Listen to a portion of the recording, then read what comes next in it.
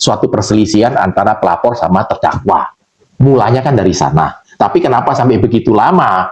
Ya kemungkinan masing-masing pihak itu nggak terima ngajukan saksi terus-terusan, ya nggak selesai-selesai kan. Tapi sebenarnya hakim bisa mengambil sikap ya. Saya rasa udah cukup saksi, saya tidak akan terima lagi hakim. Kecuali ya saksi-saksi yang sudah tertera dalam BAP, majelis hakim mempunyai kewajiban harus diperiksa dalam persidangan. Tetapi saksi-saksi yang diajukan di luar berita acara atau berkas, ya tentu itu adalah kebijaksanaan hakim untuk diterima atau menolak.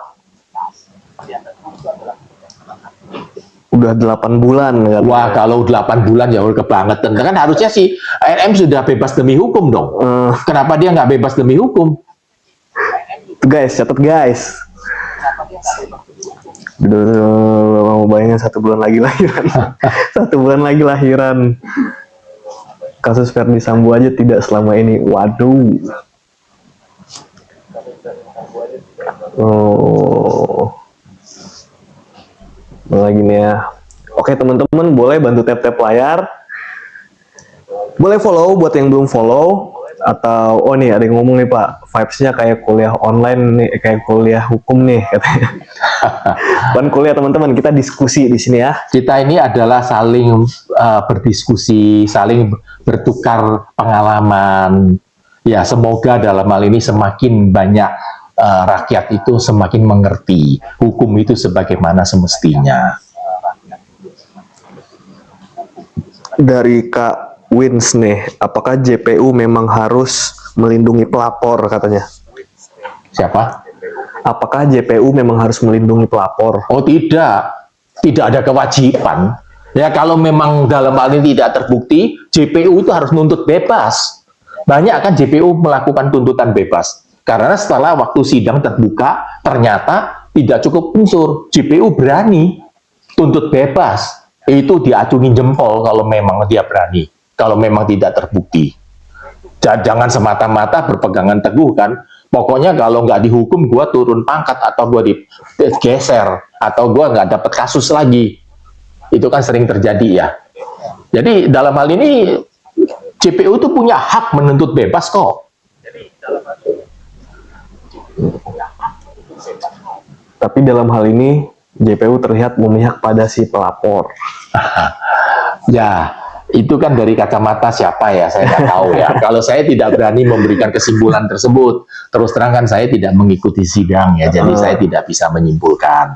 Tapi saya lebih lihat yang sebagaimana saya lihat, ya NM itu kan diborgol lah, dibentak-bentak lah, didorong-dorong lah, nggak boleh jawab pada media dan segalanya. Saya merasa itu adalah tindakannya berkelebihan dan tidak manusiawi, itu melanggar HAM itu. Bantuin Pak, kasihan dizolimin. Waduh, kita netral guys.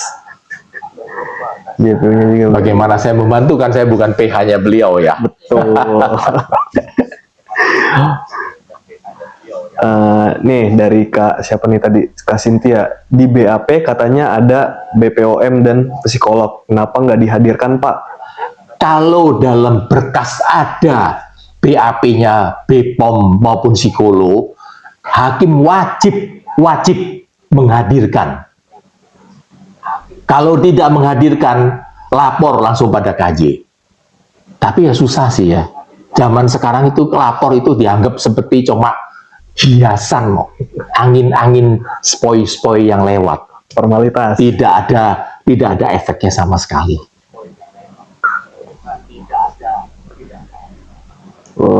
Ini apa saja hal-hal yang bisa meringankan dan memberatkan terdakwa dalam pengambilan putusan oleh hakim, kata Kak Hadi? Ya kalau meringankan ya tentu dalam hal ini apa yang didakwakan, apa yang di keterangan saksi dibantah semua ya. Tapi sekarang itu kan sulit kan, itu kan subjektif ya. Karena hakim itu menilai itu kan berdasarkan penilaian dia pribadi. Makanya saya bilang kan, hakim di Indonesia ini kan seolah-olah ini kan adalah wakil Tuhan kan. Suka-suka dia menilai. Seperti contoh kan, seorang saksi diajukan dalam persidangan. Kemudian ditanya sama terdakwa, kamu kenal saya nggak? Enggak. Kamu tahu saya dari mana? Saya nonton TV, Pak. Lah masa orang nonton TV jadiin saksi? dan hakim mengatakan benar. Aduh, ampun deh, memang begitu. Kita oknum hakim itu yang abal-abal lah kalau menurut saya sih. Nih, Pak, kenapa isi BAP selalu berubah-ubah katanya? Saya lihat di sini ada hakim yang ngantuk terus, tidur terus, difoto dengan zoom, dibesarkan di medsos, diramekan. Itu saran saya. Dan minta harus dipecat.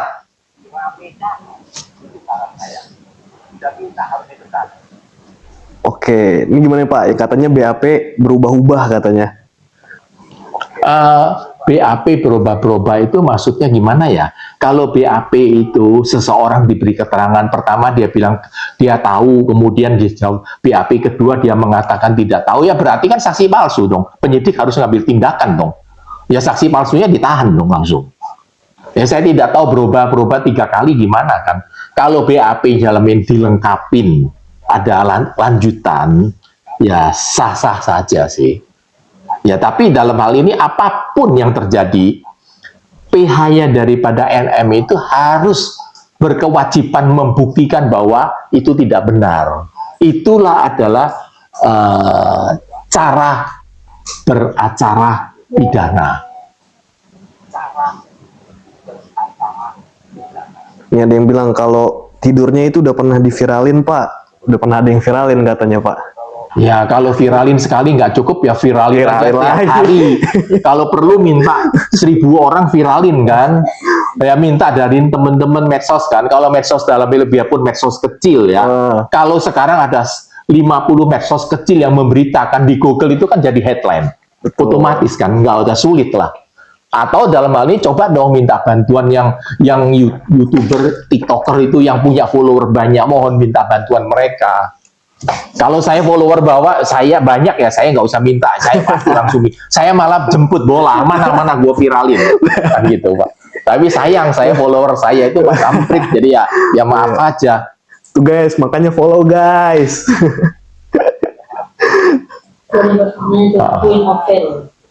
Oh ini, Pak, gimana tanggapan kalau JPU itu sendiri yang lupa sama isi BAP, sama pelapor juga? Ya berarti JPU-nya dalam hal ini memberikan keterangan palsu atau pertanyaan palsu dong.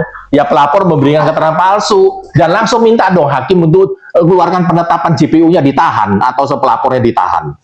Kan memberikan keterangan palsu bertentangan dengan BAP. Ya harus berani dong ngomong sama majelis hakim. Itu kan undang-undang. Kalau memberikan keterangan tidak benar palsu dalam persidangan kan hakim wajib mengeluarkan penetapan itu langsung ditahan. Termasuk JPU pun bisa ditahan. Kalau memang benar loh ya, saya juga nggak tahu, ini kan ceritanya. Oh ini ada yang bilang, Pak, live-nya ditaruh di YouTube biar bisa nonton lagi. Kita juga live di YouTube guys, boleh juga subscribe. Jadi kita ada di Instagram, YouTube, dan TikTok. Tinggal buka di profil Bapak aja, ada bio, boleh juga kalau udah follow, boleh di subscribe juga. Oke, kira-kira sudah selesai kita pada tema lebih lanjut ya. Kalau nggak selesai-selesai nih. Mohon maaf ya.